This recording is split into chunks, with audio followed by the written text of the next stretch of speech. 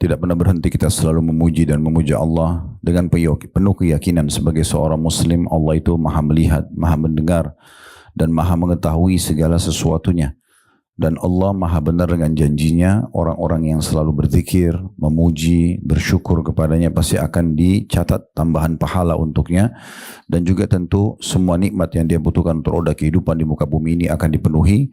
Berikut juga dia akan mendapatkan balasan yang maksimal di akhirat sana.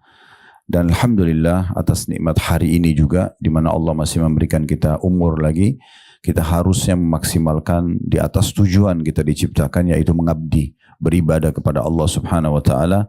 Serta kalau di masa-masa lalu masih ada sesuatu yang kurang, kita masih punya kesempatan menyempurnakan. Kalau kita punya dosa, maka kita masih punya kesempatan untuk bertaubat. Dan semua ini adalah nikmat yang besar yang tidak terhingga, yang harusnya kita gunakan dan maksimalkan. Dan saya yakin saya pun dengan Bapak Ibu sekalian duduk bersama-sama di siang hari ini, tujuannya untuk itu, untuk menyempurnakan iman kita dan juga mengejar keutamaan majelis ilmu yang masuk dalam salah satu bagian daripada ibadah itu sendiri. Dan kita tinggal bagaimana mempertahankan kalau Allah masih memberikan umur sampai ajal datang nanti, semuanya dengan ketaatan-ketaatan kepadanya. Selanjutnya kita panjatkan salam hormat kita kepada utusan Allah Nabi besar Muhammad sallallahu alaihi wasallam, sebagaimana Allah telah perintahkan kita untuk mengucapkan salam hormat tersebut. Seperti biasa, bila Allah Subhanahu wa taala mudahkan, kita akan coba lanjutkan bedah buku kita Riyadhus Shalihin yang ditulis oleh Imam Nawawi rahimahullah, dan kita masih membahas bab-bab berhubungan dengan masalah Ramadan. Sudah kita jelaskan pada awal kita membahas dari bab 217, kemudian 218 yang sudah kita bahas, dan insya Allah sekarang kita akan masuk ke bab 219. Semua itu membahas bulan Ramadan, padahal kita jauh belum masuk waktu Ramadan. Nah, ini kalau tidak salah mulai kita bahas bulan lalu. Dan sudah kita jelaskan kenapa kita membahas ini. Pertama, karena ini urutan buku. Kita menyusuri atau mengikuti urutan buku yang tulis oleh Imam Nawawi rahimahullah, bab demi bab, dan juga memang ada hikmah yang tersembunyi yang luar biasa. Alangkah baiknya seseorang itu jauh sebelum melaksanakan satu perbuatan atau merealisasikan sebuah program, dia harusnya sudah punya persiapan. Jadi seperti misalnya orang kalau mau menikah, maka sebelum nikah sebaiknya dia banyak mengikuti ya kajian-kajian pra pernikahan, sehingga dia tidak kaget pada saat menikah. Atau orang akan safar, atau orang akan melakukan sholat malam, atau ibadah-ibadah secara umumnya, maka sangat baik kalau dia sudah punya persiapan, minimal mengetahui keutamaan atau apa yang akan dia dapatkan dari ibadah tersebut. Nah, tanpa terasa waktu sudah berjalan, kita berada di akhir Desember, dan kurang lebih sisa 1 bulan setengah ya, atau lebih sedikit Ramadan akan masuk. Karena kalau di pertanggalan Masehi sekarang kurang lebih tanggal 18 Februari akan masuk di Ramadan. Maka ini sudah sangat tepat kita bisa membahas, sehingga kita jadikan juga sebagai persiapan-persiapan kita nanti untuk menyambut bulan Ramadan.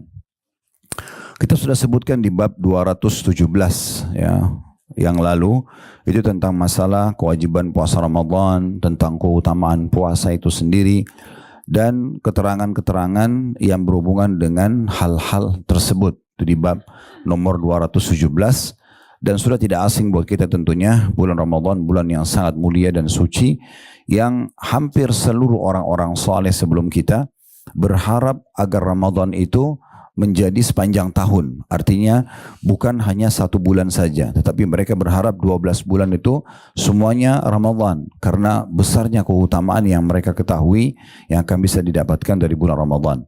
Begitu juga saking besarnya keutamaan Ramadan sampai umumnya sahabat, mereka selepas Idul Fitri 1 Syawal, mereka 6 bulan berturut-turut berdoa kepada Allah Subhanahu wa taala agar apa yang mereka sudah kerjakan selama Ramadan diterima oleh Allah. 6 bulan non-stop mereka berdoa. Doa itu hanya meminta agar seluruh amal-amal mereka di Ramadan diterima. Lalu 5 bulan ke depan sampai menjelang Ramadan, mereka memohon agar Allah sampaikan mereka atau umur mereka sampai di Ramadan akan datang. Jadi Ramadan ini menjadi target utama orang-orang beriman, di mana mereka di saat itu kalau kayak pebisnis ya, itulah waktu-waktu di mana mereka panen ya, keuntungan ya, seperti misalnya di waktu-waktu libur, di tanggal-tanggal merah misalnya, Momen-momen seperti ini biasanya para pengusaha-pengusaha memberikan diskon khusus, daya tarik, dan segala macam. Nah sebenarnya tidak kita samakan antara ibadah dengan bisnis, tetapi di bulan Ramadan ini harusnya menjadi momen di mana setiap muslim dan muslimah peduli sekali. Mereka menjadikan itu ajang justru untuk lebih memperbaiki ibadah-ibadah dibandingkan bulan-bulan sebelumnya. Tentu sudah kita jelaskan itu, riwayat bagaimana Nabi SAW adalah orang yang paling dermawan, dan beliau lebih dermawan lagi di bulan Ramadan. Nah seperti itu kurang lebih. Kita sudah membahas itu di bab nomor 218 ya. Bahkan di makin dekat Lebaran, makin 10 terakhir Ramadan, Nabi SAW makin giat lagi beribadah. Biasanya kita di Indonesia kan di awal-awal Ramadan ramai, kemudian di akhir Ramadan meramaikan masjid di awal-awal, di akhir Ramadan justru meramaikan pasar. Ya. Padahal sebenarnya malam-malam yang mulia, malam-malam ganjil yang ada Lailatul Qadar justru 10 terakhir dari bulan Ramadan. Oleh karena itu dari sekarang diprogramkan bagaimana caranya nanti Ramadan kita sambut dengan sudah tidak kaget lagi. Contoh misalnya ada seseorang di antara kita coba mungkin sepanjang tahun kemarin belum pernah puasa sunnah, sekarang dia coba puasa sunnah untuk melatih dirinya agar dia nanti Ramadan tidak kaget misalnya, minimal Senin Kamis saja. Nanti pada saat masuk di bulan Sya'ban, bulan depan, sekarang kita di Rajab, di bulan Sya'ban itu Nabi SAW memperbanyak puasa-puasa sunnahnya. Ya, kemungkinan besar kata sebagian ulama hadis untuk menyambut dan melatih diri agar terbiasa nanti di bulan Ramadan. Begitu juga diikuti oleh istri beliau Aisyah radhiyallahu anha, dan banyak sahabat menukir riwayat tentang puasa Nabi sallallahu alaihi wasallam di bulan Sya'ban misalnya. Begitu juga kita coba melatih diri kita sudah terbiasa untuk bersedekah, dan di Ramadan nanti kita akan usahakan lebih besar lagi, karena tidak mungkin orang terfikir untuk sedekah 100.000 tanpa memulai dengan 10.000 rupiah. Gak mungkin orang bersedekah 10.000 tanpa memulainya dengan 1.000 rupiah misalnya. Kita coba terus tingkatkan sehingga di Ramadan nanti kita akan bisa bersedekah yang besar. Kalau seseorang sudah terbiasa mengerjakan sebuah ibadah, maka Allah Subhanahu wa taala akan berkahi di ibadah itu. Contoh misalnya kalau orang baru kerjakan sholat malam, biasanya masih berat buat dia. Berat untuk memilih surah apa, berat untuk menyelesaikan sampai 11 rakaat misalnya. Mungkin dia cuma bisa kerjakan 2 rakaat, mungkin witir juga 1 saja misalnya. Tapi kalau dia sudah rutinkan, Allah berikan keberkahan. Nanti sholat itu jadi ringan. Makin sering dia kerjakan sholat malam, maka makin banyak keberkahan di situ. Akhirnya 11 rakaat itu menjadi pendek dan ringan bagi dia. Surah-surah yang biasa dibaca terasa pendek, maka dia sudah mulai pindah di surah-surah yang lebih panjang. Waktu yang tadinya setengah jam sebelum subuh, sekarang dia sudah mundur 1 jam sebelum subuh. Dan itu tidak jadi berat, karena keberkahan yang Allah berikan. Itu hanya akan didapatkan kalau kita sudah rutin mengerjakan ibadah tersebut. Sama dengan sedekah, sama dengan ibadah-ibadah secara umum. Sama dengan ibadah-ibadah secara umum. Sama juga tentunya selain itu membiasakan diri mulai sekarang baca Al-Quran misalnya. Sehingga nanti di Ramadan itu tidak kaget lagi. Ya, yang sudah terbiasa untuk membaca Al-Quran. Mulai sekarang kita kayak training diri kita. Coba mengkhatam Al-Quran di Rajab sama bulan Sya'ban misal. Maka mudah-mudahan nanti di Ramadan tidak kaget lagi, ya, sehingga minimal kita bisa mengkhatam sekali saja di bulan Ramadan. Kalau kita bisa khatam berulang kali itu sangat bagus, ya. Sebagaimana dinukil Imam Syafi'i rahimahullah, itu bisa mengkhatam Quran di bulan Ramadan sehari 2 kali. Berarti beliau khatam selama 30 hari itu 60 kali mengkhatam Al-Quran. Tentu ini sulit bagi seseorang yang belum terbiasa. Tapi orang yang sudah terbiasa, tadi saya bilang Allah berikan keberkahan. Jadi ringan buat dia. Utsman bin Affan radhiyallahu anhu pernah mengkhatam 30 juz di salat malamnya, gitu kan. Dan itu kenapa? Karena Allah berikan keberkahan, jadi ringan. Orang yang belum pernah jihad, berat bagi dia. Jihad, pergi ke medan perang, bertemu musuh, nanti luka, nanti segala macam. Tapi kalau orang sudah terjun dan sudah menjadi kebiasaan dia, maka jadi ringan. Bahkan mungkin bagi dia itu adalah sesuatu, bukan lagi sesuatu yang jadi beban. Seterusnya begitu, semua ibadah sama. Nah, karena bulan Ramadan bulan kita panen pahala, maka kita harus maksimalkan. Kita harus maksimalkan. Sama dengan ibadah umrah di bulan Ramadan itu mulia sekali. Pahalanya sama dengan haji bersama Nabi SAW. Pernah kita singgung masalah umrah Ramadan itu. Ya, kalau kita cuma bisa setahun sekali umrah, usahakan di bulan Ramadan. Kalau setahun 2 kali tetap ada Ramadannya. Karena memang Ramadan ini biayanya dan perjalanan pelaksananya umroh, tapi pahalanya haji. Nah, kalau umroh itu kan biasa 4-5 jam sudah selesai. Tapi kalau haji itu 6 hari. Dari tanggal 8 sampai tanggal 13. Kita bisa dapatkan pahala haji hanya umroh di bulan Ramadan. Apalagi di masa sekarang transportasi dengan ada pesawat. Kalaupun sibuk sekali, kita masih bisa berangkat hari Jumat misalnya. Kalau tidak salah ada pesawat Garuda jam 9 pagi. Take off-nya itu tiba di sana jam 5 sore. Itu bisa langsung masuk ke Mekah umroh. Kalau mau balik hari Sabtunya sudah bisa ambil pesawat hari sesudahnya. Kalau orang hanya ingin mengejar supaya dapat umroh Ramadannya. Kalau betul-benar sibuk sekali gitu ya. Karena umroh ini sangat mahal. Umroh ini sangat mahal. Pahalanya sama dengan haji bersama Nabi SAW. Contohnya, nah ini semua amal-amal atau semua jenis ibadah lah. Mungkin banyak yang belum kita sebutkan ya. Masalah membiasakan diri berzikir, membiasakan diri berdoa ya, dan segala macam ini usahakan kita bisa hidupkan.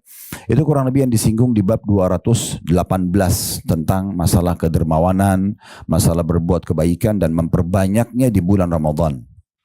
Nah, kita terapi diri kita dari sebelum bulan Ramadan dan dikatakan dan lebih meningkatkan lagi di 10 terakhir Ramadan. Sekarang kita masuk ke bab nomor 219. Seingat saya sampai di situ ya. Oke. Saya bacakan babnya, bab larangan mendahului Ramadan dengan puasa setelah melewati pertengahan Sya'ban, kecuali bagi orang yang menyambungnya dengan puasa sebelumnya atau bertepatan dengan kebiasaannya. Misalnya kebiasaan adalah puasa Senin Kamis, lalu bertepatan dengan hari tersebut. Nah, salah satu kelebihan Imam Nawawi rahimahullah, penulis buku kita ini, Bapak Ibu sekalian rahimakumullah, beliau terkenal sekali dalam judul babnya saja itu sudah memberikan kepada kita ilmu dan informasi. Ada satu buku Imam Nawawi itu 40 jilid, namanya Majmu' Nawawi, bicara tentang fikih mazhab Syafi'i. Itu saya pernah punya bukunya, dan satu jilid buku itu kalau kita baca daftar isinya saja dari judul babnya, kita udah punya dapat ilmu yang banyak sekali. Belum kita baca isinya bab itu. Seperti di sini misalnya dia mengatakan bab larangan mendahului Ramadan dengan puasa setelah melewati pertengahan Sya'ban. Sebenarnya di sini sudah cukup. Artinya orang kalau belum terbiasa puasa-puasa sunnah sebelumnya, kalau tiba 15 Sya'ban dia berhenti berpuasa sunnah, gitu ya. Tapi dikatakan oleh beliau kecuali, ini sudah tambahan informasi, sebenarnya ini rincian, tapi ditulis dalam bab. Biasanya bab itu ringkas ya. Kecuali bagi orang yang menyambungnya dengan puasa sebelumnya atau yang bertepatan dengan kebiasaannya. Misal kebiasaannya adalah puasa Senin Kamis lalu bertepatan dengan hari tersebut. Artinya kalau orang sudah rutin puasa Senin Kamis, setelah 15 Sya'ban nanti masih boleh lanjut lagi puasa ya. Sampai nanti menjelang 2 hari sebelum masuk Ramadan. Biasa dikenal dengan hari syak, hari yang ragu. Udah masuk Ramadan belum ya? Nah itu tidak boleh kita puasa ya. Saya sekaligus ingatkan ini ibu-ibu, jadi jangan lagi tanya di majelis kita, nanti bulan Sya'ban, Ustaz saya punya utang 2 minggu, bagaimana caranya? Sekarang saya ingatkan, sebelum saya ditanya, bayar dari sekarang, ya, utang Ramadannya. Jadi supaya tidak numpuk di bulan Sya'ban, ini masih ada bulan Rajab, ada bulan Sya'ban, masih 2 bulan. Dibayar, misalnya punya utang 10, 2 hari yang sekarang, 2 hari pekan depan, 2 hari pekan depan, pekan selanjutnya misalnya, jadi bisa selesai, gitu ya. Karena tidak boleh orang termasuk dalam kategori dosa besar kalau ibu menunda tanpa udzur. Tiba Ramadan akan datang, ternyata masih ada utang belum dibayar. Ini dosa besar. Karena puasa Ramadan adalah kewajiban. Hukumnya sama dengan sholat itu. Jadi nggak boleh sama sekali dilalaikan. Oleh karena itu dibayar puasa itu, ya, dibayar puasa tersebut. Baik, kita akan bacakan hadis pertama di bab ini. Di bab ini ada 4 hadis ya. Hadis pertamanya urutannya adalah 1232 dari awal kita belajar. Namun dia hadis pertama di bab kita. Berbunyi dari Abu Hurairah radhiyallahu anhu dari Nabi sallallahu alaihi wasallam, beliau bersabda, "La yataqaddamanna ahadukum Ramadhana bi shaumi yawmin aw yawmain illa an yakuna rajulun kana yasumu shaumahu falyasum dzalika al-yawm." Janganlah seseorang di antara kalian mendahului Ramadan dengan berpuasa 1 atau 2 hari. Kecuali bila seseorang memang biasa berpuasa di hari itu, maka silakan dia berpuasa di hari itu. Hadis ini diriwayatkan oleh Bukhari dan juga Muslim. Pernah kita jelaskan ya, muttafaqun alaih yang ada ditulis dengan di bold itu artinya disepakati oleh Imam Bukhari dan Imam Muslim. Baik, langsung kita ambil faedah dari hadis ini. Yang pertama, adanya larangan untuk mengerjakan puasa sunnah kalau sisa sehari atau 2 hari Ramadan masuk. Nah, sehari atau 2 hari Ramadan masuk. Kenapa? Karena memang 2 hari ini dikhawatirkan sudah masuk Ramadan. Dikhawatirkan sudah masuk Ramadan. Oleh karena itu utang-utang Ramadan sudah dibayar sebelumnya, gitu ya. Di sini tentunya termasuk orang yang puasa nazar, ya. Kalau dia nazar misalnya kalau saya sembuh, saya akan puasa 3 hari. Dia nggak boleh milih di 2 hari sebelum Ramadan. Dia boleh pilih hari-hari yang lain. Sebagaimana pernah kita jelaskan juga, tidak boleh berpuasa hari Jumat sendiri atau Sabtu sendiri atau hari Ahad sendiri, kecuali dipartnerkan. Misalnya Kamis Jumat, misalnya Jumat Sabtu, ya itu. Jadi dia tidak berdiri sendiri. Itu contohnya. Tapi lebih amannya memilih hari-hari yang tidak dilarang oleh Nabi SAW, seperti Senin, Selasa, Rabu, Kamis. 4 hari ini bisa kita jadikan sebagai momentum untuk nazar, kalaupun kita nazar itu ya. Tapi sudah pernah kita jelaskan, hukum nazar ini dasarnya makruh. Ya, jadi kalau Bapak Ibu misalnya lagi sakit, mau minta supaya sembuh, berdoa saja sama Allah sambil ikhtiar secara manusiawi, medis ya. Kalau sembuh, kemudian setelah itu ibu dan bapak mau bersedekah, mau berpuasa sebagai tanda syukur kepada Allah, itu nggak ada masalah. Tapi sudah bukan nazar, bukan kewajiban, ya, sebagai tanda syukur kepada Allah. Tapi kalau nazar, kemudian Allah kabulkan, misalnya dia sembuh, maka jadi kewajiban. Hukum puasanya jadi wajib, hukum sedekahnya jadi wajib. Nah, seperti itulah. Lalu dikatakan di sini dalam hadis ya, faedah yang kedua, kecuali bila seseorang memang biasa berpuasa di hari itu, maka silahkan dia berpuasa di hari itu. Contoh misalnya, masih diragukan apakah sekarang 2 hari lagi Ramadan ini akan masuk Ramadan atau belum. Bertepatan pada hari itu misalnya Senin. Dikhawatirkan besok akan masuk Ramadan atau lusa akan masuk Ramadan. 2 hari terakhir sebelum masuk Ramadan, karena masih akan melihat bulan ya.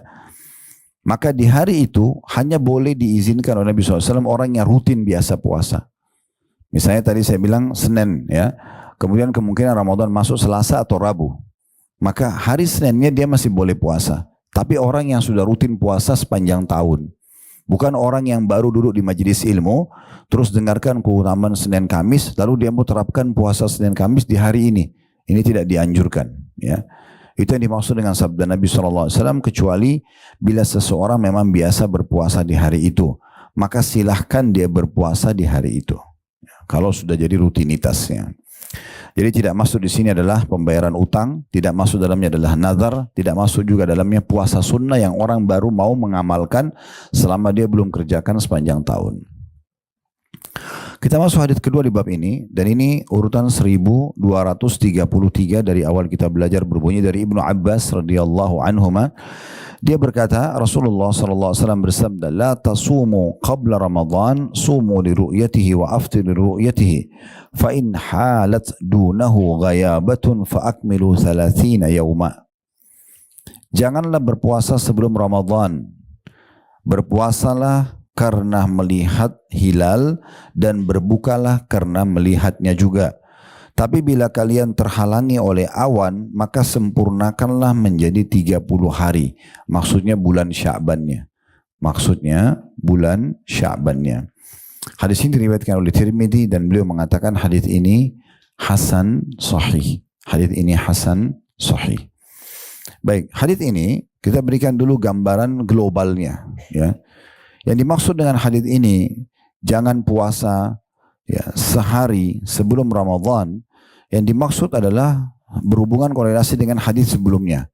Jangan puasa bayar utang kalau besok sudah mau masuk Ramadan, yang dikenal hari syak ya. Jangan juga membayar puasa nazar di situ. Jangan juga baru mau melaksanakan puasa sunnah kalau bertepatan dengan hari puasa sunnah kayak Senin atau Kamis. Kecuali orang yang sudah rutin sekali mengerjakan sebelumnya.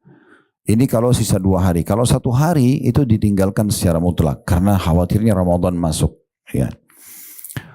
Kemudian juga ada penjelasan tentang kita harus berpuasa dan berbuka puasa atau menyambut Ramadan dan juga menutup Ramadan dengan Idul Fitri melalui ru'yah hilal. Nanti akan ada bab sendiri, bab nomor 220 tentang masalah apa yang kita lakukan kalau kita melihat hilal. Juga ada penekanan tentang masalah bulan Hijriah itu totalnya 29 hari. 29 hari ya. Beda dengan Masehi, kalau Masehi itu biasanya 30 sampai 31. Kalau bulan-bulan Hijriah itu enggak ada sampai 30 atau 31, jarang sekali. 30 itu betul-betul kalau sudah di tanggal 29-nya dilihat ternyata bulan masih tertutup dengan awan, maka baru dilanjutkan 30 hari. Umumnya 29. Makanya pernah waktu Nabi SAW menghajar ini memboikot para ummahatil mu'minin karena pernah mereka minta naik nafkah, dan nafkah ini sebenarnya sudah ditentukan oleh Allah dan Rasulnya. Maksudnya waktu itu adalah pribadi Nabi SAW. Maka Nabi SAW bersumpah atas nama Allah tidak akan mendatangi dan menemui istri-istri beliau selama 1 bulan. Maka pada saat itu turunlah ayat Al-Quran yang memerintah Nabi SAW untuk menyampaikan kepada para istrinya, mau terima nafkah yang sudah ditentukan, tetap status sebagai istri, dapat kebahagiaan dunia akhirat, atau bercerai dengan Nabi, kemudian akan diberikan apa yang mereka mau, tapi mereka tidak dapat apa yang dijanjikan untuk para istri Nabi. Maka semuanya bertobat kepada Allah pada saat itu, istri-istri Nabi, lalu mereka memilih Nabi Muhammad SAW. Nah, awal sekali beliau masuk ke rumah istrinya adalah rumah Aisyah radhiyallahu anha, dan itu tepatnya pas hari ke-29. Padahal Nabi sudah bersumpah, demi Allah tidak akan mendatangi mereka selama sebulan. Maka Aisyah mengatakan, ya Rasulullah, bukankah anda telah bersumpah tidak masuk kepada kami selama sebulan, dan hari ini baru 29 hari. Kata Nabi SAW, bukankah bulan itu 29 hari? Maksudnya bulan-bulan Hijriyah. Bulan-bulan Hijriyah. Jadi ini bedanya. Makanya kalau tahun lalu kita mulai puasanya misalnya di bulan Maret atau di akhir Februari, sekarang mundur ya. Nanti lama-lama mundur terus tuh.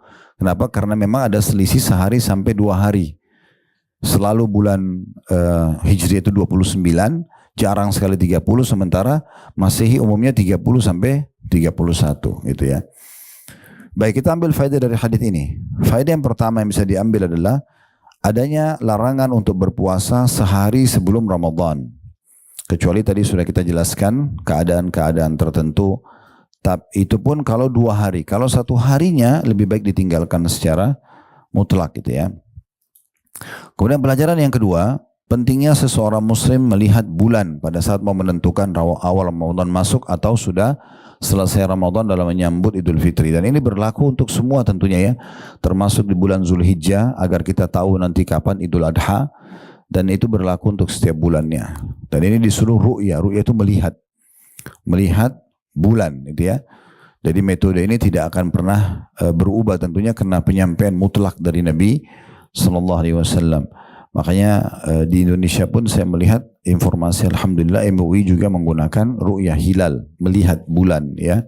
Itu positif sekali. Di Saudi pun sampai sekarang dan negara-negara Islam yang lain umumnya menggunakan ru'yah hilal, melihat dengan mata kepala. Sekarang mungkin dengan menggunakan alat teknologi canggih untuk melihat, dan di saat itu ditentukan apakah sudah masuk Ramadan atau belum. Kemudian pelajaran yang ketiga, bila di akhir di akhir Ramadan ya, belum terlihat bulan akan masuk Syawal, maka di saat itu kita puasa 30 hari. Kan pernah kita alami itu ya. Dan menunggu, oh ternyata belum nih, masih puasa lagi 1 hari. Nah iya, itu hanya terjadi di hari ke-29. Sehingga kita tahunya besok sudah masuk 1 Syawal, atau besok masih malam ini tertutup, berarti besok masih sambung jadi 30 Ramadan. Itu keadaan kalau bulan tertutup. Dan biasanya negara-negara itu tidak harus sama. Karena di sini masalah tertutup atau tidak tertutup. Ya. Jadi pendapat yang paling bijak dalam masalah ini adalah masing-masing negara punya hak untuk melihat bulan. Makanya normal misalnya kalau kayak Saudi lebaran duluan, kita belum lebaran itu biasa. Apalagi jarak kita cukup jauh ya, 9 jam pesawat kalau direct itu luar biasa itu. Yang jauhnya luar biasa gitu. Cuma kita mungkin kena nyaman di atas pesawat jadi kita nggak rasa. Padahal sebenarnya itu jaraknya jauh sekali.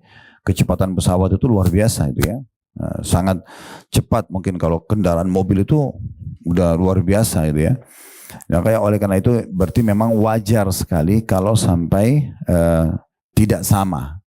Kalau berpapasan sama, alhamdulillah langit lagi terang ya, maka itu umum-umum saja. Nah, kalau nanti ini bulan Februari ini kemungkinan banyak sekali negara-negara yang tertutup karena musim dingin. Ya. Kita di sini di Indonesia masuk musim hujan, karena musim hujan kita ini terlambat. Harusnya Oktober, November yang berber ini sudah hujan, kemarin kita terlambat. Ini sekarang pun Desember masih jarang hujan itu ya. Berarti nanti dia hujannya tuh geser biasanya.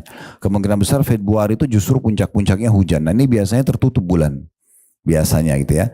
Begitu juga dengan negara-negara yang lain, itu musim dingin. Puncak-puncaknya musim dingin. Mungkin di beberapa negara itu salju, tertutup ya.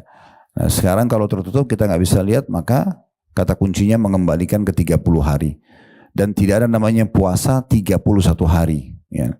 Karena bulan Hijriah maksimal 29, kalau tertutup maka maksimal 30. Ini yang disebutkan dalam hadis ini.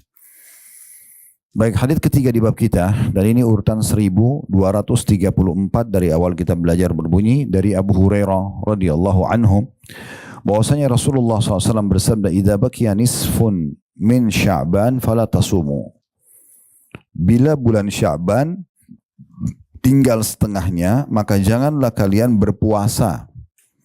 Hadis ini diriwayatkan Tirmidzi dan hadis ini adalah hadis hasan sahih. Nah, hadis ini sudah dijelaskan oleh Imam Nawawi, maksudnya di dalam bab kita. Tadi makanya di awal kita jelaskan bab ini ya. Jadi orang kalau baru mau puasa Senin Kamis ya, itu tidak disarankan di pertengahan Sya'ban dia memulainya. Udah sekalian aja Ramadan. Ya. Siapa yang bisa puasa tanggal 16 Sya'ban, 17 Sya'ban, 18 Sya'ban, kapan kira-kira lewat dari 15 Sya'ban, itu adalah orang yang sudah biasa puasa. Udah rutin puasa. Kalau enggak, maka hadis ini berlaku pada dia. Sebaiknya dia tidak berpuasa lagi. Ya. Tapi masuk di dalam hal yang dibolehkan adalah orang kalau membayar utangnya. Karena ada sebuah riwayat menyebutkan Aisyah radhiyallahu anha pernah membayar di bulan Sya'ban utang-utang Ramadan beliau. Tetapi ini bukan dijadikan alasan, karena banyak muslim yang mengatakan Aisyah aja bayar utangnya di bulan Sya'ban. Bukan itu tolok ukurnya. Tolok ukurnya adalah ibu dianjurkan agar membayar utang dari mulai bulan Syawal selepas Idul Fitri tahun lalu, terus berlanjut itu Zulqa'dah, Zulhijjah, Muharram, Safar, Rabiul Awwal, Rabiul Tsani, Jumadil Ula, Jumadil Tsaniyah, kayak sekarang Rajab, kemudian Sya'ban, ini yang dianjurkan. Jadi sebenarnya panjang sekali, 11 bulan, 10 sampai 11 bulan bisa kita bayar utang. Artinya kalau ibu punya utang 10 hari saja misalnya, baru ibu bayar 1 bulan 1 hari, maka sudah selesai harusnya, gitu kan? Makanya yang dimaksudkan dalam hadis tersebut. Jadi ini bukan hadis berlaku mutlak ya. Bukan berarti mengatakan, oh saya pun sudah rutin Senin Kamis, ya udahlah sekarang sudah tanggal 16 Sya'ban, saya nggak usah puasa lagi. Enggak, ini bagi orang yang baru mau memulai puasa. Kalau kita sudah terbiasa Senin Kamis, puasa aja. Sampai kurang lebih 1 atau 2 hari sebelum Ramadan. Nah seperti itu. Dikuatkan dengan hadis keempat di bab kita. Ini larangan atau korelasinya dengan hadis nomor 1234. Hadis ini 1235. Hadis keempat dalam bab ini dari Abu Yakzan Ammar bin Yasir radhiyallahu anhuma. Ammar sahabat, Yasir ayah sahabat. Kita bilang radhiyallahu anhuma. Beliau berkata, "Man shama al-yawm alladhi yushakku fihi faqad asa Abul Qasim alaihi salatu wassalam." Barang siapa yang berpuasa di hari yang diragukan, nah itu sehari sebelum Ramadan ya, maka dia telah durhaka kepada Abul Qasim sallallahu alaihi wasallam. Abul Qasim julukannya Nabi Muhammad sallallahu alaihi wasallam, karena anak laki-laki pertama beliau namanya Al Qasim. Makanya Nabi dipanggil Abul Qasim, ya dikenalnya begitu. Hadis ini memberikan pelajaran kepada kita. Yang pertama tentunya kedudukan Ammar bin Yasir radhiyallahu anhu, karena beliau menceritakan atau menyampaikan hadis atau riwayat ini kepada kita. Pelajaran yang kedua, adanya larangan dan dianggap durhaka atau bermaksiat kepada Allah dan Rasulnya bila seseorang sengaja berpuasa di hari yang diragukan, hari terakhir Sya'ban.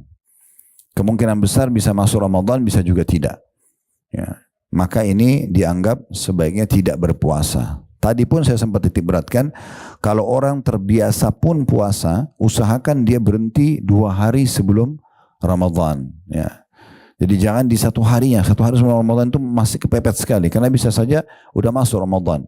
Nah, ini nanti dikhawatirkan malah dia niatnya ibadah tapi berdosa kepada Allah dan Rasulnya. Ya, itu yang dimaksud dengan dia telah bermaksiat kepada Abul Qasim. Jadi pelajaran yang pertama kedudukan Ammar bin Yasir radhiyallahu anhu, yang kedua adanya larangan berpuasa 1 hari sebelum Ramadan, dan pelajaran yang ketiga pentingnya seorang muslim menggunakan kunyah, julukan. Jadi Bapak Ibu bisa menggunakan nama anak laki-lakinya yang pertama, ya. Misal nama anak Anda laki-laki pertama Ahmad, maka ibu bisa dipanggil Ummu Ahmad atau bapak bisa dipanggil Abu Ahmad, ya. Boleh nggak kita gunakan nama anak lain? Boleh saja, tetapi panduannya adalah anak laki-laki pertama. Kalau tidak ada maka pindah ke anak perempuan yang pertama, gitu ya. Makanya Nabi SAW dipanggil dengan Abul Qasim, julukannya. Orang-orang Yahudi pun memanggil beliau dengan julukan ini, bukan cuma umat Islam, ya.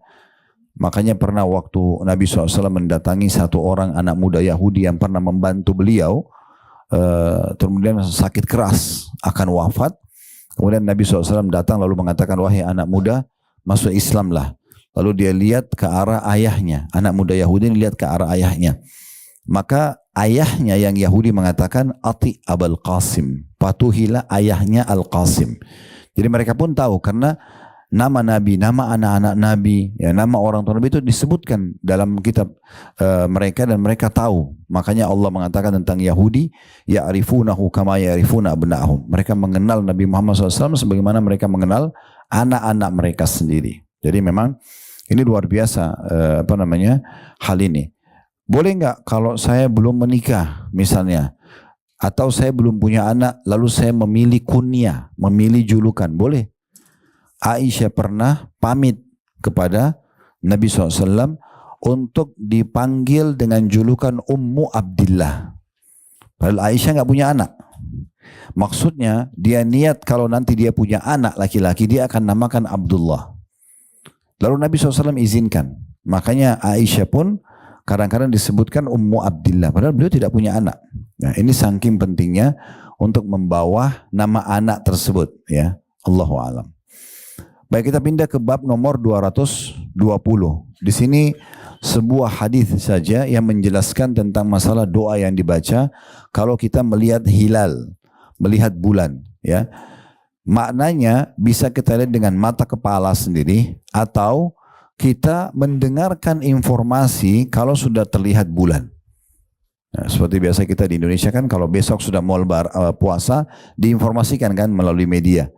Ya, Kementerian Agama mengiklankan dari pemerintah kita resmi. Alhamdulillah, itu satu kebaikan yang luar biasa. Semoga Allah selalu jaga sehingga umat Islam bisa berpuasa semuanya, gitu ya.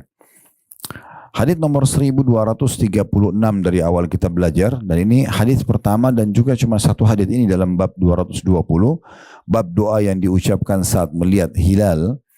Dari Talha bin Ubaidillah radhiyallahu anhu, anna Nabiy sallallahu alaihi wasallam kana idza ra'al hilala qala Allahumma ahillahu alaina bil amni wal iman was salamati wal islam. Rabbi wa rabbukallah hilalu rushdin wa khairin. Artinya, kata Talha bin Ubaidillah radhiyallahu anhu, bahwa Nabi SAW bila melihat hilal. Jadi bisa melihat langsung dengan mata kepala, atau memang beliau mendapatkan informasi. Kayak kita dapat informasi, ya. Dikatakan bahwa bila Nabi SAW melihat hilal, beliau mengucapkan, Allahumma, ya Allah, ahillahu alaina, ya, perlihatkanlah hilal ini kepada kami, bil amni wal iman, dengan keamanan dan keimanan. Maksudnya supaya kami dalam kondisi aman, tidak sedang berperang, tidak sedang ketakutan, dan juga diikuti dengan keimanan untuk menerima dan menyambut bulan Ramadan. Wassalamati wal islam, dan dalam keadaan selamat serta menganut keislaman atau agama Islam. Lalu beliau mengatakan Rabbi wa Rabbukallah, sambil melihat hilal mengatakan Tuhanku dan Tuhanmu adalah Allah. Hilalu rusydin wa khair. Ini adalah hilal petunjuk dan kebaikan. Hilal maksudnya bulan yang terlihat ya. Itu petunjuk dan juga kebaikan. Jadi walaupun sebenarnya hadis ini terlihat pendek dan cuma satu hadis, tapi maknanya dalam sekali. Pelajaran yang bisa diambil langsung saja kita masuk. Yang pertama adalah kedudukan Talha bin Ubaidillah radhiyallahu anhu, di mana beliau yang menyampaikan kepada kita tentang kejadian ini. Kalau Nabi SAW lihat hilal dengan mata kepala, beliau baca doa ini. Dan ini penyampaian langsung dari beliau. Kemudian pelajaran yang kedua, adanya sunnah Nabi SAW dan bukan kewajiban bila melihat bulan atau hilal kita membaca doa ini. Tentu di sini sudah saya bilang tadi, kalau kita lihat secara langsung dengan mata kepala, positif ya, itu lebih tepat. Tapi kalau kita nggak lihat, misalnya ibu dan bapak lagi di rumah, informasi di televisi sudah terlihat bulan begini dan begitu, maka boleh kita baca ini. Ya, walaupun kita tidak lihat dengan mata kepala. Tapi kalau kita bisa keluar, misalnya kita ada pekarangan seperti ini, misalnya, terus kita bisa melihat bulan itu oke, ya. Atau mungkin kita tidak bisa tertutup dengan atap rumah, lalu kita melihat di media dan ternyata ada kamera yang menyorot ke bulan itu, ya kalau bulan itu sudah masuk, maka juga sama, ya. Intinya sebenarnya ini sunnah Nabi SAW, melihat hilal kita berdoa, ya. Kemudian pelajaran yang ketiga, tentu di sini berdoa ini ada juga satu benang merah yang penting kita tarik, maksudnya berhubungan dengan masalah doa. Doa ini harus kita laksanakan kapan saja, di mana saja ya, dan baik kita sedang membutuhkan atau tidak membutuhkan. Jadi misalnya kita lagi sehat, kita sekarang nggak butuh kesehatan karena masih punya kesehatan, tapi tetap dianjurkan berdoa agar minta kesehatan tersebut diberkahi misalnya. Nah seperti itu. Pelajaran yang ketiga, adanya anjuran agar kita selalu minta keamanan. Ya. Maksud dalamnya itu kemerdekaan, ya. Itu keamanan jiwa, keamanan lingkungan, masuk semua dalamnya. Ya, jadi kita betul-betul harus minta hal itu ya kepada Allah Subhanahu Wa Taala. Tidak ada nikmat yang paling besar setelah Islam kecuali ya kesehatan dan keamanan. Makanya kata Nabi SAW, man asbaha aminan fi sirbi. Siapa yang tiba di pagi hari dalam kondisi dia aman ya di wilayahnya, di negaranya, ya. Kemudian mu'afan fi jasadi, sehat badannya, lahu kutu yaumi, dia punya makanan hari itu, faka'annama hizat lahu dunya bihazafiriha, maka seakan-akan dunia ini sudah datang semua kepada dia. Maka di sini disebutkan keamanan, kesehatan. Nah ini semua nikmat yang tidak terhingga, gitu ya. Ini mengalahkan seluruh harta yang kita miliki. Apa gunanya orang kaya raya tapi sakit misalnya, ya, atau lumpuh atau yang lainnya. Tapi kalau orang punya kesehatan, punya keamanan, itu luar biasa. Makanya kita merasa aman, tentram, tenang di rumah. Jangan pikir saya kok nggak ada kegiatan ya, kok kayak sumpek. Sebenarnya bukan sumpek, itu nikmat. Duduk, berzikir kepada Allah, bersyukur, mungkin di sofa, mungkin di meja makan, mungkin kita lagi di kamar. Ini keamanan itu sebuah nikmat yang tidak terhingga. Itu nikmat. Sampai Nabi SAW jadikan sebagai doa, minta keamanan, bil amni. Ya. Allahumma ahillahu alaina bil amni. Ya Allah, jadikan hilal ini, ya, atau perlihatkan hilal ini kepada kami dalam kondisi kami aman. Itu pelajaran yang ketiga, meminta keamanan, selalu minta. Yang keempat, meminta keimanan. Kalau Anda mengatakan misalnya, Ustaz, saya kan sudah beriman. Nah mirip kalau Anda juga, kembali saya tanya, kenapa sudah muslim tapi masih selalu baca dalam surah Al-Fatihah, ihdinas siratal mustaqim, tunjukkan kami jalan yang lurus. Apakah berarti kita dengan muslim kita nggak perlu baca lagi ayat ini? Kenapa kita disuruh ulang-ulangi? Di sholat wajib saja itu bisa 17 kali kita ulangi. Ya, 2 kali di sholat subuh, kena 2 rakaat, Al-Fatihah rakaat pertama, rakaat kedua. Di duhur 4 kali, kena 4 rakaat. Di asar 4 kali, ini aja sudah 10. 2 subuh, 4 duhur, 4 asar. Ini sudah 10. 3 maghrib, 13. Ya. Kemudian 4 isya, itu 17. 17 kali kita ulangi Al-Fatihah dengan kata-kata yang sama, ihdinas siratal mustaqim, tunjukkan kami jalan lurus. Maksudnya jalan muslim, ya. Jalannya Nabi Muhammad SAW. Karena makna daripada ayat siratal ladzina an'amta alaihim, jalan orang yang telah engkau berikan nikmat, maksudnya Nabi Muhammad SAW dan para sahabatnya. Lalu kita tutup Al-Fatihah dengan amin, ya Allah terimalah, gitu ya. Berarti kita meminta keimanan itu walaupun kita dalam kondisi sudah beriman. Ya. Ada doa yang lain Nabi SAW mengatakan, Allah mahabbib ilainal iman. Ya Allah, buatlah kami cinta terhadap keimanan tersebut. Wa zayyinhu fi qulubina, dan hiasi dia di dalam hati kami. Wa karrih ilainal kufra, buatlah kami benci kepada kekufuran. Wal fusuqa, dan kriminal atau pelanggaran dosa, gitu ya. Wal isyan, dan pembangkangan. Waj'alna minar rasyidin, dan jadikan kami termasuk orang yang selalu mendapatkan petunjuk. Jadi kita minta supaya dibuat mencintai keimanan tersebut. Membahas masalah iman Bapak Ibu sekalian, dia akan bertambah dengan ketaatan, berkurang dengan kemaksiatan. Kalau Anda sibuk dari amal soleh ke amal soleh yang lain, iman Anda akan bertambah. Kalau Anda sibuk dari dosa ke dosa yang lain, maka iman Anda akan turun. Memang sudah selalu begitu. Tidak ada iman itu dia tinggal di satu level. Dia bisa naik, bisa turun, gitu ya. Dia bisa naik, bisa turun. Maka beruntunglah orang yang faham ini, maka dia selalu menyibukkan diri dari amal soleh ke amal soleh sesudahnya. Kalau kita sudah terbiasa dengan sebuah amal soleh tertentu, maka usahakan mohon kepada Allah Subhanahu Wa Taala agar ditingkatkan kualitasnya. Misal kita sudah biasa sholat malam, sekarang mohon kepada Allah agar sholat malam kita itu lebih berkah lagi. Kita lebih menambah ayat-ayat Al-Quran, kita lebih sibuk dengan doa-doanya, kita lebih menambah bacaan-bacaan dalam sholat. Semua ini bisa kita minta kepada Allah dan kita bisa ijtihad atau berusaha untuk menambahnya. Nah seperti itulah, nanti akan menambah lagi imannya, begitu seterusnya. Dan dia akan berkurang dengan kemaksiatan. Makanya kita minta selama Ramadan, melihat hilal, minta keamanan, minta keimanan. Supaya stabil dari awal Ramadan, bahkan dia meningkat sampai di akhir Ramadan. Pelajaran kelima, kita meminta as-salamah atau keselamatan. Kalau makna yang luas, keselamatan dunia akhirat. Ya, itu makna yang luas ya, keselamatan dunia akhirat. Namun bisa juga bermakna khusus keselamatan selama berpuasa. Maksudnya selamat dari pelanggaran-pelanggaran atau hal yang membatalkan puasa gitu atau mengurangi pahalanya. Itu yang dimaksud di sini. Pelajaran keenam adalah dan juga minta Islam. Nah ini kan kita tadi sudah jelaskan, untuk apa kita minta Islam sementara kita sudah Muslim? Maksudnya minta agar Islam kita itu bertahan, ya, tidak berubah-berubah, tidak mudah untuk goyah, apalagi sampai naudzubillah murtad gitu ya. Kemudian pelajaran yang ketujuh, adanya pengikraran tauhid di sini. Nabi SAW ingin membantah keyakinan sebagian orang menganggap bulan sebagai Tuhan, matahari sebagai Tuhan, atau bintang-bintang sebagai Tuhan. Maka beliau mengatakan, Rabbi wa Rabbuka Allah. Tuhanku dan Tuhanmu hai bulan adalah Allah. Doa ini sebenarnya adalah potongan tauhid. Kita menitik beratkan perkataan ini agar meyakinkan diri kita sendiri kalau bulan yang terlihat di awal bulan itu bukanlah dia Tuhan.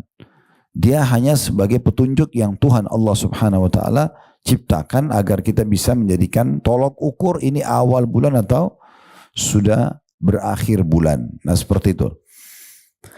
Dan pelajaran yang terakhir yang bisa diambil adalah permintaan dua hal. Ya, hilali rushdin. Kita minta, ini pelajaran yang ke-8 ya. Minta agar hilal ini, penglihatan bulan ini rushd. Ya, menjadi petunjuk. Bisa bermakna umumnya adalah petunjuk untuk seluruh umat Islam sehingga tidak ada perselisihan di antara mereka. Bisa juga bermakna rushd di sini adalah petunjuk agar selalu saja setiap tahun kami mendapatkan hilal yang tepat waktu. Ya. Kemudian pelajaran yang terakhir yang ke-9 di situ wa khairin, potongan doa dan juga kebaikan. Tentu kebaikan yang paling sempurna adalah amal soleh. Ya. Di sini bukan hanya sekedar, kalau makna globalnya adalah semua amal soleh. Makna khususnya kebaikan dalam makanan nanti pada saat sahur dan buka puasa, kebaikan pada saat kita berbagi buka puasa itu, kebaikan ini, kebaikan itu tuh secara substansial. Tapi umumnya adalah semua hal-hal yang akhirnya membawa atau maksimal kita bisa mendapat raih pahala dari kebaikan-kebaikan di bulan Ramadan. Baik, kita masuk ke bab 221. Bab ini menjelaskan tentang masalah keutamaan sahur dan mengakhirkannya selama tidak khawatir masuk waktu subuh. Kita sudah tahu sahur itu maksudnya waktu menjelang subuh.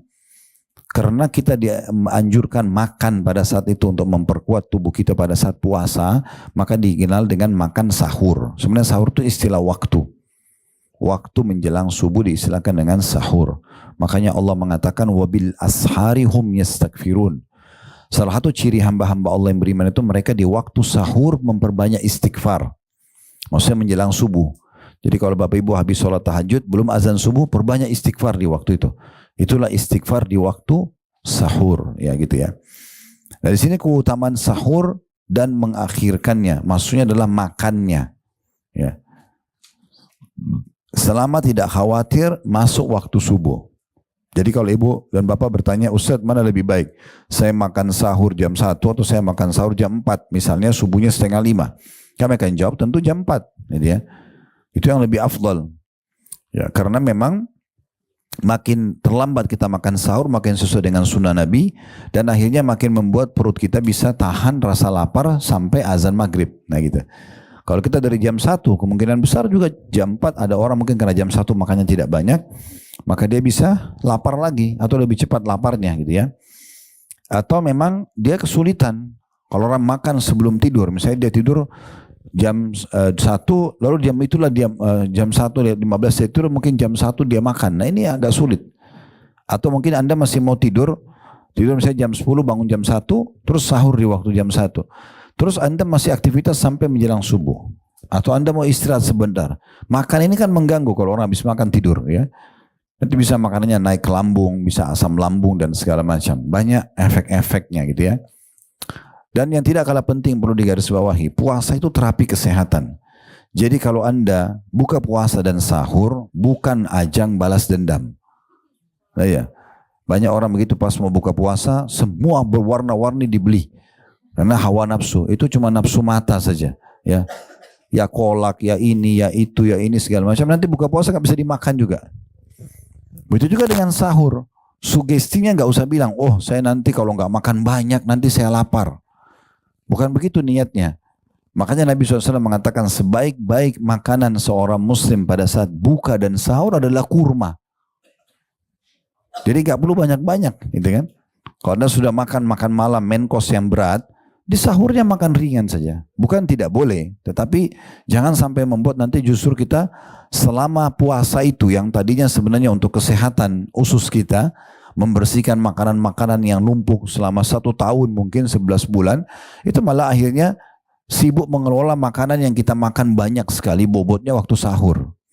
Belum lagi kita jadi malas beraktivitas ya, karena terlalu banyak makan sahurnya. Makanya sahur itu diringankan saja gitu ya. Kalau masalah tahan tidak tahan itu tergantung sugestinya. Ya. Niat maksudnya di sini ya. Seperti itulah.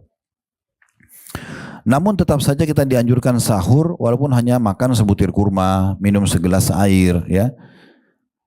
Beranjak daripada hadis pertama di bab ini, bab 221 maksud saya, bab keutamaan sahur dan mengakhirkannya selama tidak khawatir masuk waktu subuh.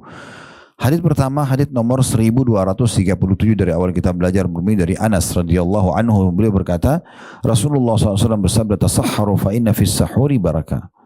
Makan sahurlah kalian karena sungguhnya pada makan sahur itu ada keberkahan. Hadis diriwayatkan oleh Bukhari dan juga Muslim. Makna daripada hadis ini, kita langsung masuk ke faedahnya, adanya anjuran untuk makan sahur. Namun sekali lagi, bukan makan untuk balas dendam. Banyak banget akhirnya membuat susah untuk beraktivitas selama sehari atau bahkan fungsi puasa yang diharapkan justru kan kita kalau sedikit makan otomatis yang dikelola oleh tubuh kita lemak yang selama ini menumpuk itu akan lebih baik, lebih efektif. Tapi kalau kita makannya banyak di sahur kita akan kerepotan karena yang dikelola lagi oleh usus kita selama kita puasa berapa belas jam, misalnya 12 jam itu adalah makanan yang kita banyak makan di sahur tadi. Tapi kalau kita makannya secukupnya justru kita beraktivitas dan kekurangan energi itu akan diambil dari tumpukan-tumpukan lemak dan sisa-sisa makanan yang ada yang mungkin menumpuk di usus kita. Nah seperti itu. Kemudian pelajaran yang kedua, bahwasanya di sahur itu ada keberkahan. Makna keberkahan kecukupan. Jadi kalau kita fahami makna ini berarti sebenarnya orang makan sedikit pun sama dengan orang makan banyak dari sisi keberkahannya. Artinya dia akan Allah buat cukup. Dengan hanya minum segelas air, dengan makan kurma itu sudah cukup sebenarnya. Allahu a'lam. Baik, hadis nomor 2 di bab kita. Hadis nomor 1238 dari awal kita belajar berbunyi dari Zaid bin Thabit radhiyallahu anhu. Beliau berkata, "Tasahharna ma'a Rasulillah sallallahu alaihi wasallam thumma qumna ila as-salati qila kam kana bainahuma qala qadru 50 ayah." Kami makan sahur bersama Rasulullah sallallahu alaihi wasallam, kemudian kami bangkit untuk salat. Zaid ditanya, berapa lama di antara keduanya? Maka dia menjawab seukuran membaca 50 ayat. Hadis ini diriwayatkan oleh Bukhari dan juga Muslim. Pelajaran dari hadis ini adalah yang pertama, kedudukan Zaid bin Thabit radhiyallahu anhu di mana beliau yang menyampaikan kepada kita tentang hadis ini, ya, tentang bagaimana mekanisme makan sahurnya Nabi Muhammad sallallahu alaihi wasallam dan berapa lama waktunya gitu ya. Pelajaran yang kedua, ya, bolehnya seseorang berbuka sahur dengan orang-orang yang dia anggap bisa bersahur bersama. Boleh di rumah, boleh di masjid, ya. Itu boleh saja. Misalnya, maaf, laki-laki masih bujang, dia bisa saja makan di kos-kosan atau dia makan di rumahnya, di masjid maksud saya bersama. Biasa kan ada juga orang yang menyumbang makanan sahur, ya. Dan ini juga yang banyak luput dari orang. Biasanya orang sibuk mengejar membuka puasakan orang. Dia lupa memberikan sahur orang. Sahur juga ini punya keutamaan tersendiri, ya. Karena kalau dia makan, dia dapat pahala mengerjakan sunnah Nabi sahur, kita pun dapat pahala dia. Dan selama dia kuat berpuasa karena makanan yang kita kasih, maka kita juga panen pahalanya, gitu ya. Nah, cara yang paling baik adalah kalau mau nyumbang, sebagaimana sering kita kasih idenya, kita sudah bisa berikan 1 bulan. Untuk 1 bulan penuh, misalnya nanti menjelang Ramadan kita udah tulis semua nama-nama target keluarga-keluarga yang kita mau bantu, kita bantu berasnya misalnya. Ya udah berapa kita mampu, 10 kakak atau 1 yayasan yatim atau 1 pesantren, kita bisa 2, 10, 100 itu terserah, itu bagus. Tapi kalau bisa dari sekarang di list, jangan nanti tiba Ramadan baru menyari. Mana nih target saya? Sementara pesantren sana sudah dipegang oleh orang ini, masjid ini buka puasanya semua sudah diambil orang. Dari sekarang kita datang ke masjid dekat rumah, Pak, nanti tolong menjelang Ramadan semua air putih dari saya ya, gitu. Atau semua kurma saya akan kasih. Kira-kira berapa orang biasa buka puasa? Kalau pengurus-pengurusnya itu orang lama pasti tahu tuh. Ya, rata-rata masjid yang kami kirimkan kurma setiap tahun itu pasti dia punya list. Ini setiap buka puasa 100 sampai 200 orang misalnya, atau 150 orang. Kita udah tahu tuh satu hari kira-kira 1 kilo kurma, ya, orang makan maksimal 3 butir biasanya. Orang kalau buka puasa, maka kita udah tahu 1 kilo bisa berapa orang. Maka kita bisa tahu 1 bulan tuh kita harus nyumbang berapa kilo. Ya. Kurma tentunya tergantung kemampuan Anda. Ada yang dijual langsung kurma-kurma Mesir yang 10 kilo. Ada juga yang lebih eksklusif, kita kurma ajwa, kurma sukari, macam-macam kurma yang bisa kita ini. Tapi intinya sebenarnya sih lebih cepat kita membuk itu lebih bagus, ya. Keluarga-keluarga tetangga kita yang tidak mampu sudah kita list, kerabat-kerabat kita yang tidak mampu sudah kita list semua nama-nama mereka. Udah dari sekarang kita sudah rancang, ya. Sehingga tidak kaget nanti di hari H baru kita sibuk mencari siapa yang menjadi target kita. Nah, ini harusnya, dan kita bayangkan ya kalau kita keluarkan dari sekarang nih, sekarang saya transfer uangnya deh ke yayasan ini atau ke pesantren ini untuk buka puasa nanti ya, berarti dari sekarang pahalanya sudah dicatat, ya. Sampai nanti kalau dilaksanakan di Ramadan, maka pahalanya bisa sampai 10 dan sampai 700 kali lipat. Masih ingat hadis Nabi SAW kan, man hamma bihasanatin walam ya'malha, siapa yang niat mengerjakan satu perbuatan baik dan dia belum mengerjakannya, kutiba lahu hasanatun kamilah, dicatatkan baginya 1 pahala lengkap. Fa in amilaha, kalau dia kerjakan apa yang dia niatkan itu, kutiba lahu asyru adhaafiha, dicatatkan baginya 10 kali lipat. Ila sabamiyad di'fin, sampai 700 kali lipat. Ila adhaafin katsira, sampai bisa kelipatan-kelipatan yang banyak. Saya pernah berbagi tipsnya kan, bagaimana melipat gandakan pahala dalam ibadah itu ya. Kita ikhlaskan niat yang pertama, kemudian yang kedua kita marketingkan, pasarkan. Ada informasi masjid ini terima buka puasa, pesantren itu kajian, ada kajian di mana dan dibuka peluang untuk kita bisa mengundang orang. Apa aja lah kita sebarluaskan, itu kita marketingkan sehingga orang-orang juga ikut mengerjakan atau orang ikut sebarluaskan. Ini jadi banyak pahala kita. Jenis ibadah yang sama, waktunya sama, tapi kita bisa dapat pahala berlipat gitu ya. Dan yang ketiga mengemasnya. Ya, mengemas. Jadi makin bagus kita kasih, orang makin besar pahalanya. Jangan berpikir saya kalau kasih makanan dengan kemasan yang lebih bagus, lebih eksklusif itu tidak ada pahala ekstra. Sama aja dalamnya makanan nasi sama ayam. Enggak, kemasan yang kita niatkan pun di jalan Allah itu ada pahalanya sendiri. Beda, saya pernah kasih contoh, ingat ibu-ibu bangun sholat malam pakai mukena yang sudah ada, belum sempat dicuci 2-3 hari misalnya. Sedangkan ibu memang dari malam sebelum tidur udah siapin mukena itu sudah dicuci, dibubui minyak wangi, sejarahnya juga dikhususkan, pakai parfum, dan kena antara ibu sama Allah boleh pakai minyak wangi. Yang dilarang kan ibu kalau keluar rumah. Terus ibu sudah memilih surah tertentu yang mau dibaca, itu kan kemasannya. Maka pahalanya berbeda. Ya, ini kemasan sendiri punya pahala.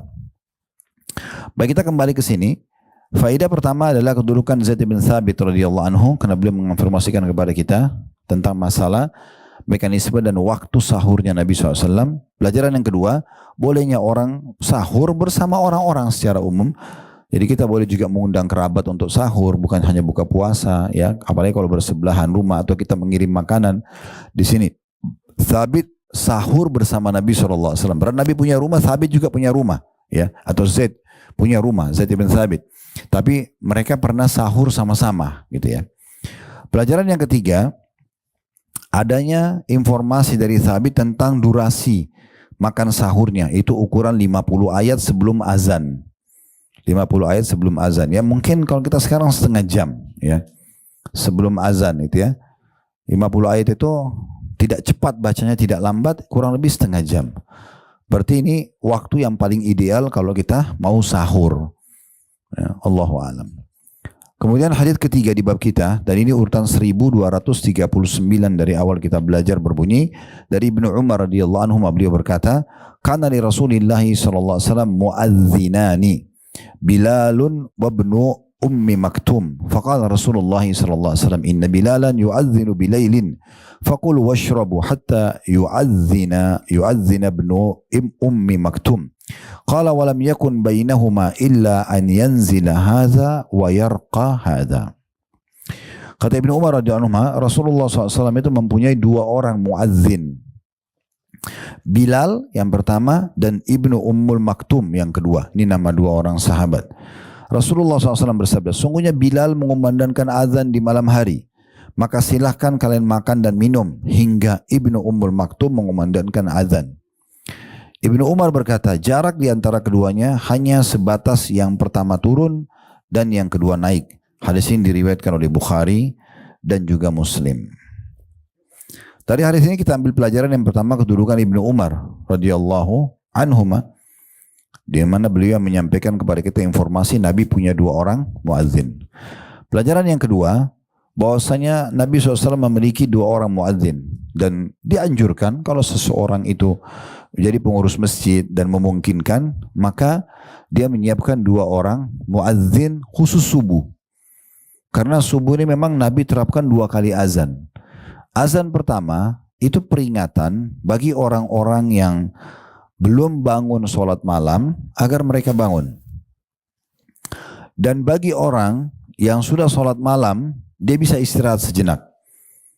Baru kemudian dia persiapan untuk azan atau sholat subuh, gitu ya. Jadi ini bedanya antara azan pertama, azan kedua. Kalau azan pertama tidak ada as-sholatu khairu minan naum. Di azan kedua ada as-salatu khairu minan naum. Jadi yang pergi umrah, pergi haji di Mekah sama Madinah, sama kalau Anda ke Aqsa juga sama. Di Aqsa juga sama, mereka terapkan sunnah ini. Jadi subuh 2 kali azan. Nah, biasanya kalau saya melihat sekarang ya, durasinya itu antara 40 sampai 50 menit. Mereka memberikan jeda waktunya, ya. Ada juga sebagian yang sampai setengah jam atau cuma setengah jam. Tapi jelas diberikan jeda waktu. Jadi makanya yang belum sholat malam masih keburu untuk sholat malam. Jadi sekali lagi perbedaannya adalah Di azan pertama setelah hayya 'alas shalah, hayya 'alal falah langsung Allahu akbar, la ilaha illallah. Kalau di azan kedua waktu subuh masuk, setelah hayya 'alas shalah, hayya 'alal falah baru as-salatu khairum minan naum, baru Allahu akbar gitu ya. Nah, karena di sini as-salatu khairum minan naum membangunkan secara total semua muslim yang sedang tidur. Kalau azan pertama karena dia hanya mengingatkan tentang sholat tahajud, maka berarti orang boleh bangun boleh tidak. Tapi kalau subuh itu harus bangun, wajib. Makanya dibilang as-salatu khairum minan naum ya. Ini harus digarisbawahi ya, karena banyak jemaah yang ikut sama kami umrah, rupanya mereka belum tahu ini, sampai akhirnya kita jadikan SOP di Uhud Tour itu nyampaikan semua jemaah supaya diingatkan oleh mutawifnya kalau azan 2 kali. Karena azan pertama mereka sudah buru-buru ke masjid, mereka sudah sholat qobliyah subuh. Nunggu lama azan lagi ya, ternyata. Nah, itu azan pertama, harusnya masih bisa tahajud. Jadi sekali lagi bedanya cuma di kata-kata as-salatu khairum minan naum gitu ya. Jadi anjuran atau sunnah Nabi SAW memiliki 2 orang muadzin terutama di azan subuh gitu ya. Kemudian pelajaran yang ketiga, kedudukan 2 orang sahabat yang menjadi muadzin Nabi, Bilal dan Ibnu Ummul Maktum ya. Karena Nabi SAW tidak memilih 2 orang ini kecuali karena punya keutamaan. Dimulai dari indahnya suara keduanya. Ya, makanya yang pertama sekali mimpi mendengarkan lafaz adzan seorang sahabat bernama Abdullah. Jadi waktu Nabi hijrah ke Madinah itu belum ada azan, Setelah Masjid Nabawi dibangun, maka sahabat itu cuma melihat waktu saja, memperhatikan waktu, gitu kan? Subuh itu kalau sudah mulai kelihatan langit beda dengan malam yang gelap gulita, gitu kan? Oh ini berarti sudah mau masuk subuh, mereka kumpul di masjid. Waktu duhur itu kalau kita berdiri di tengah-tengah matahari di jalan, itu bayangan kita sudah condong, sudah mulai ada bayangannya. Kalau masih belum ada bayangan, pas matahari di atas kepala kita belum boleh sholat duhur. Condong sedikit, ada bayangan sudah masuk waktu duhur. Kalau bayangan sudah hilang secara total, masuk waktu asar, gitu kan? Kalau sudah kelihatan awan merah, masuk maghrib. Hilangnya awan merah, masuk isya. Kan begitu. Nah sekarang waktu itu makin banyak orang masuk Islam. Gimana caranya? Nabi SAW bilang, coba cari tanda agar kita bisa sholat. Maka ada sahabat yang berpikir mau membeli lonceng seperti loncengnya orang-orang Nasrani. Ada yang berpikir mau membeli trompet seperti trompetnya orang Yahudi. Karena mereka kalau mau ibadah, mereka Nasrani bunyiin lonceng, yang sampai sekarang di gereja mereka masih ada. Dan orang Yahudi punya trompet. Gitu ya. Namun ada satu sahabat namanya Abdullah, beliau mimpi. Ya. Kemudian dia lihat ada satu orang pegang lonceng. Tapi dalam mimpi nggak bisa diatur. Maka dia mengatakan, saya mau, bisa nggak kamu jual lonceng itu buat saya? Kata orang itu dalam mimpi, untuk apa? Kata si Abdullah, untuk menjadi peringatan waktu sholat kami. Maka orang itu bilang, mau nggak saya tunjukkan kamu yang lebih baik daripada lonceng ini? Maka diajarkanlah lafaz azan yang sudah kita tahu sekarang. Ya, dari Allah Akbar sampai la ilaha illallah.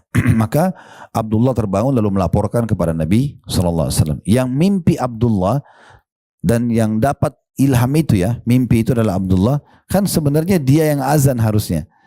Karena dia yang hafal, dia yang mimpi. Tapi apa kata Nabi SAW? Ajarkan kepada Bilal apa yang kau lihat, karena dia lebih baik suaranya daripada kamu. Jadi muadzin itu memang harus bagus suaranya. Selain memang secara keimanan gitu ya. Jangan azan terus membuat orang jadi emosi atau membuat orang malah ngantuk ya. Memang harus suaranya itu orang-orang pilihan ya. Walaupun azan itu punya keutamaan ya. Kalau tidak salah pernah kita bahas itu di bab sholat dulu ya. Tentang masalah muadzin itu orang yang paling tinggi lehernya hari kiamat, pasti paling dikenal. Semua yang mendengarkan suara muadzin itu akan menjadi saksi hari kiamat. Jin, manusia, batu, angin, semua jadi saksi hari kiamat. Makanya muadzin itu pahalanya besar sekali, gitu. Pahalanya luar biasa. Semua orang yang sholat dia panen pahalanya, kan itu. Jadi muadzin itu besar sekali keutamaannya. Tapi bukan berarti setiap orang bisa jadi muadzin. Dia harus belajar supaya suaranya jadi indah gitu ya. Nah seperti itulah kurang lebih. Makanya kita bilang pelajaran ketiga, kedudukan Bilal ya dan Ibnu Maktum sebagai muadzin Nabi. Nabi pilih.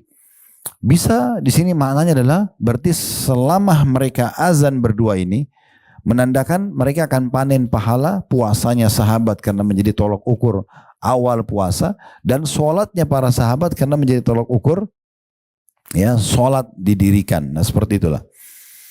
Tentu Ibnu Maktum ini orang yang buta ya, dan berarti dibolehkan. Muadzin itu buta matanya, ya, tidak masalah, bukan menjadi penghalang. Yang penting suaranya indah, orangnya tahu waktu sholat, ya, gak masalah. Dia boleh saja jadi muadzin. Itu pelajaran yang ketiga. Pelajaran yang keempat, bolehnya seseorang untuk makan dan minum sholat malam pada saat azan pertama, yang belum ada kata-kata as-salatu khairu minan naumnya, ya. Makanya Nabi SAW mengatakan, kalau Bilal azan itu masih malam loh, masih bisa makan dan minum, silahkan. Gitu ya. Nah kalau kalian dengarkan Ibnu Ummul Maktum, nah itu berarti sudah azan yang kedua. Sudah ada as-salatu khairu minan naum, maka di saat itu tahan makan dan minum kalian. Ya, sudah selesai, sudah masuk waktu subuh. Ya, udah saatnya siap-siap untuk sholat yang wajib. Kemudian pelajaran yang terakhir adalah perkataan Ibnu Umar radhiyallahu anhu. Ya, ini pelajaran yang kelima ya. Di mana beliau mengatakan jarak di antara keduanya hanya sebatas yang pertama turun dan yang kedua naik. Di sini bisa bermakna mereka bergantian. Bisa juga bermakna masing-masing sesuai dengan persiapannya. Maksudnya Bilal pada saat mau azan itu kan dia wudhu dulu, kemudian dia persiapkan dulu, ya dia jalan ke masjid. Nah itu persiapannya ini sampai dia selesai azan. Nah itu dianggap juga Ibnu Ummul Maktum punya sama. Makanya sekarang itu kalau di Masjid Haram, Masjid Nabawi, itu jaraknya bisa tadi saya bilang 40 sampai 50 menit biasanya. Ya, paling cepat orang setengah jam. Nah seperti itulah. Allahu a'lam. Baik, hadis terakhir di bab kita ini, hadis keempat ya, seingat saya di bab 221, yaitu hadis urutan 1240 dari awal kita belajar berbunyi. Dari Amr bin As radhiyallahu anhu, Amr bin As radhiyallahu anhu, ya, bahwa Rasulullah SAW bersabda, faslu ma baina siyamina wa siyami ahli kitabi aklatus sahar. Perbedaan antara puasa kita dengan puasa ahli kitab adalah makan sahur. Diriwayatkan oleh Imam Muslim. Dari hadis ini kita ambil pelajaran yang pertama, bahwasanya ahli kitab Yahudi Nasrani kalau puasa mereka tidak makan sahur. Mereka tidak makan sahur, sementara kita makan sahur. Dan pelajaran yang kedua, adanya anjuran agar setiap muslim berbeda dengan ahli kitab. Kalau mereka terbiasa dengan satu pola, kita harus dengan pola yang berbeda. Sampai Nabi SAW pernah menyuruh sahabat menyisir rambutnya berbeda dengan model sisiran ahli kitab, orang Yahudi di Madinah. Kalau orang Yahudi menyisir misalnya ke sisi kanan atau ke belakang, maka sahabat disuruh sisir berbeda oleh Nabi SAW. Saking disuruh selisih. Kata Nabi SAW, selisih ahli kitab. Ya, jangan sama dengan mereka. Kalau sekarang kan anak muda kita malah betul-betul menciplak semua ahli kitab. Ya, tidak mau tahu apa yang terjadi. Ini salah, keliru. Gitu kan? Banyak anak-anak muda pakai anting-anting laki-laki. Dia tidak tahu tuh sebenarnya simbol orang homo di daerah-daerah barat. Ya. Kalau dia pakai satu kanan, kalau dia pakai kiri berarti dia juga siap dihomoi. Ini ajaib, anak-anak muda kita nggak tahu, dia dianggap modern, langsung main pakai saja. Dia nggak belajar, dia nggak tahu masalah itu. Sama dengan orang pakai tato dan segala macam. Apa hubungannya tato itu dengan keberanian? Tidak ada hubungannya sama sekali. Tidak ada hubungannya sama sekali. Itu godaan syaitan, ya, merusak ciptaan Allah Subhanahu Wa Taala. Jasad ini Allah pinjamkan, bukan untuk dirusak. Ini karena syaitan bisikin itu kayak simbol kejantanan, simbol, oh ini berarti keberanian. Padahal sebenarnya orang kalau normal melihat orang bertato, dia sudah bisa nilai, ini kayaknya negatif langsung. Kayaknya ada sesuatu nih, kenapa dia bertato gitu. Nah ini halnya harus dihindari harusnya. Allahu a'lam. Ya, harusnya kita seperti itu kurang lebih gambaran tentang masalah pelajaran yang bisa diambil. Baik, mungkin sampai sini bahasannya insyaAllah. Kalau ada pertanyaan silakan. Kita masih akan melanjutkan bahasan tentang puasa. Masih ada babnya sampai di bab nomor 224 ya. Nanti kita akan bahas itu di pertemuan akan datang. Kita masih ada bab 222, maksudnya puasa Ramadan ya. Karena nanti akan ada bahasan di 225 itu sudah pindah ke puasa Muharram, puasa Sya'ban dan bulan-bulan yang dimuliakan atau diharamkan. Allahu a'lam. Subhanakallahumma bihamdika asyhadu an la ilaha illa